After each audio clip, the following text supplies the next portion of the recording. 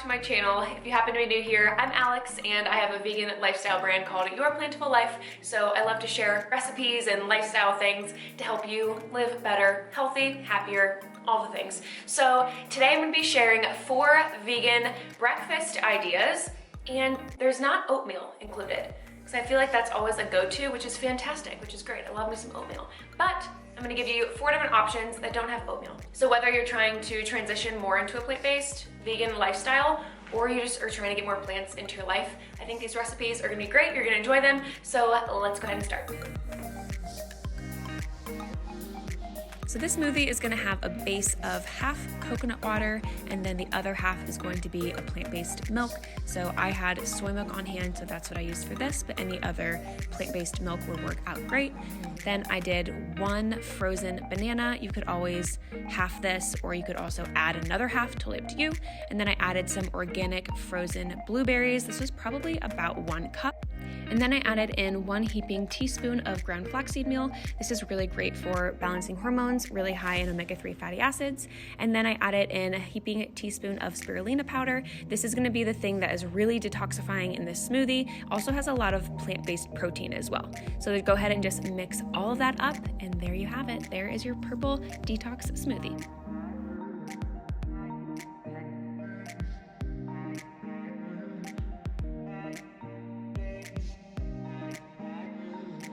Now for the sweet potato hash, I started out by taking about 3 sweet potatoes and go ahead and just clean those bad boys off.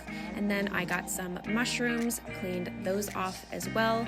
And then you will also need about 1 onion, and then I used about 1/2 of a jalapeno. So we're gonna put this in the food processor. So I just cut this up in about 4ths. And then you're gonna add all of those things into the food processor. And the setting that I used was the pulse, and then I just did that until everything was completely ground up into like a fine consistency.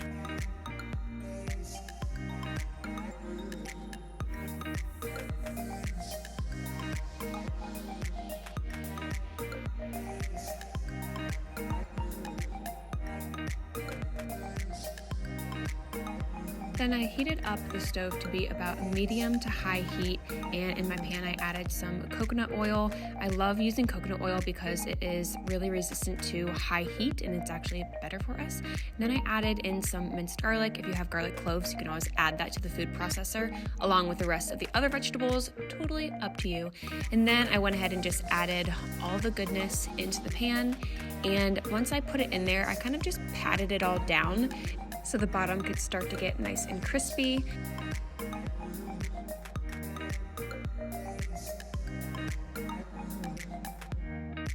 Then I added in some seasoning, and this mushroom seasoning from Trader Joe's is so freaking good. You guys have to get it if you have access to a Trader Joe's. And then I added some pink Himalayan sea salt.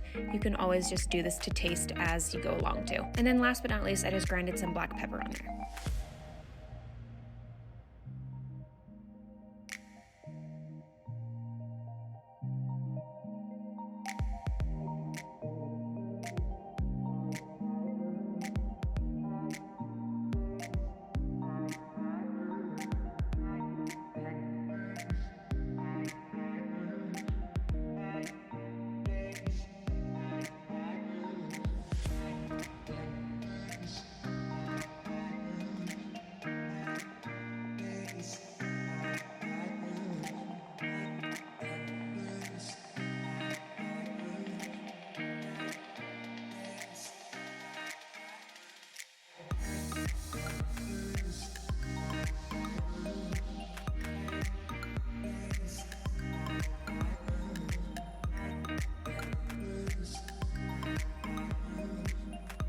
For our pancakes, we are going to begin by using an egg replacer from Bob's Red Mill, and it basically is just going to replace an egg. It's just a plant-based option. So you take 1 tablespoon of the powder, mix in 2 tablespoons of water, and really just mix that all together, and then you're going to let that sit for about 1 minute so it starts to kind of thicken just like an egg. Then you're gonna add in 1 tablespoon of oil, and then I did not have vanilla extract, so I had these sweet drops that are vanilla cream, so I just went ahead and used a few drops of this in replacement of vanilla extract. So it turned out fine. So if you have these, it's fine. And then I added in some plant-based milk. Again, this is just soy milk. Any plant-based milk will work out fine. And I feel like people add the milk later, and I didn't here, so I don't know if that really is gonna make a difference or not. They still turned out fine, so you do you. Normally I add in 1 cup of a gluten-free all-purpose flour, but I did not have that, so I just improvised and did half of a cup of coconut flour, half of a cup of oat flour, and you're gonna notice here that the batter starts to get thick because the coconut flour absorbs the liquid very, very well. Oh, we're also adding in a tablespoon of baking powder, and this was actually double-acting baking powder, but I don't think it really matters. They still turn out really fluffy and delicious, but the batter started to get a little bit thicker than I would like. I think it was because of that coconut flour, so, just add more milk in like I did, and then you're gonna fold in the blueberries, and these are actually frozen blueberries. They're gonna thaw out as soon as they hit that heat, so it ends up being fine. You can use fresh if you like, but I didn't have any, so this is what I used. And it also turns into a pretty purple color. As you can see, the batter is starting to get pretty thick, so I added in more milk, which is fine. This will just make for a little bit of a thinner pancake, and even after this, I added a little bit more. I started to get stressed out, so just breathe and get through it, and everything will be fine. Well, you'll see how this all goes.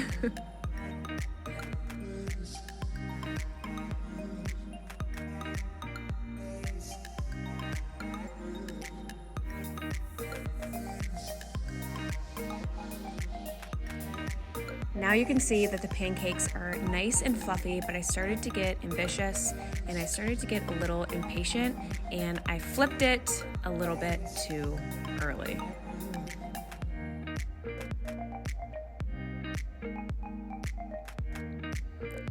Yeah. So they are obviously not the most beautiful pancakes in the world, but that was user error, and I promise you they taste so good and they are so healthy for you.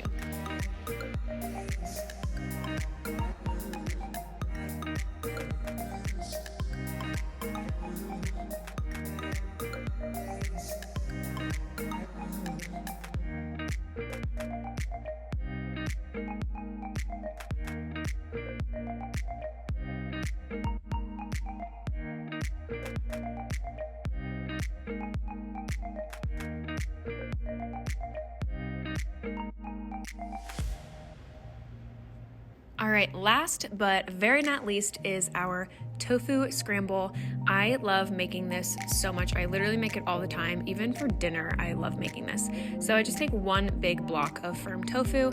I drain it first and then put it in the pan as you saw. And then I just smash it all down with a fork. And then I love to add some minced garlic in there. And then as far as spices go, I use turmeric, and that is gonna give you that yellowish color that literally looks just like eggs, but then you also get all of the benefits of the turmeric. It's really great for an anti-inflammatory, and also it is really good for your skin as well. Next, we have the black salt. Now, this is the key ingredient to make this just like eggs.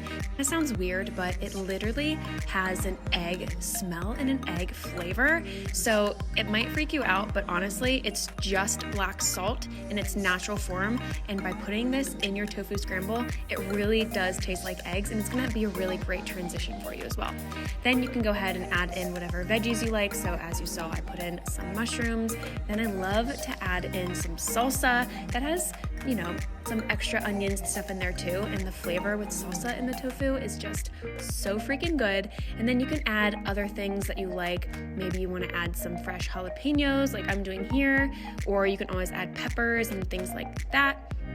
Then I like to go ahead and just let this simmer for a little bit before I add in my greens, let it cook a little bit, and then I like my greens to be in last so that they're not completely cooked down so that I lose the nutrients. I like to just set them in there, turn off the heat, and then let the greens just kind of wilt down so they keep the nutrients alive, and then I'll go ahead and eat it from there.